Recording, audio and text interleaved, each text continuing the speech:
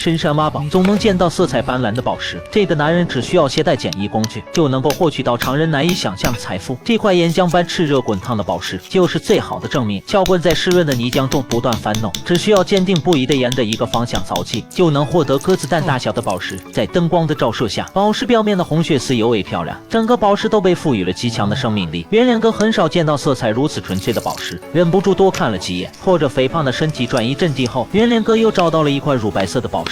镜头向左边倾斜，好几块漂亮的宝石充斥屏幕。圆脸哥感觉自己有了选择困难症，一时间不知道该选哪个了。撬棍狠狠地凿下来一大块泥块，光滑油润的翡翠宝石立刻暴露在空气中，这娇嫩的颜色，谁能忍得住啊？探照灯逐一从宝石身上划过，圆脸哥欣喜地看着宝石，每一颗宝石都长在他的心巴上。可惜宝石的距离有点太近了，开采的过程中稍有不慎就会碰碎宝石。这不，圆脸哥最喜爱的水母色宝石就被他打碎了一点边角。瞧着透明的内部，里面的石块构造都能看得一清二楚。圆脸哥这次明显谨慎多了，他决定先开采上面的乳白色宝石，然后利用分散的空气对底下的宝石下手。圆脸哥的策略是对的，只需要3秒，上面的宝石便弹射了出去，效率快了很多。把宝石捡起来一看，怎么有点像腌制了一般的松花蛋，这光滑的手感，翠绿的颜色，不愧是上乘的宝石啊！地上的宝石数量实在太多了，圆脸哥就像孙悟空进了蟠桃园，放着漂亮的美景不去看，一心就想把宝石带回家。其他的宝石还在排队等候。圆脸哥将魔爪伸向了中间的这块树莓色宝石，当清水从宝石上划过时，感觉就像树莓糖刮上了一层糖霜。宝石成功的被取了出来。圆脸哥仔细的观察，这块宝石也是带花纹的，在光线的照射下更加清透自然。圆脸哥最喜欢的自然是这块月牙形状的宝石，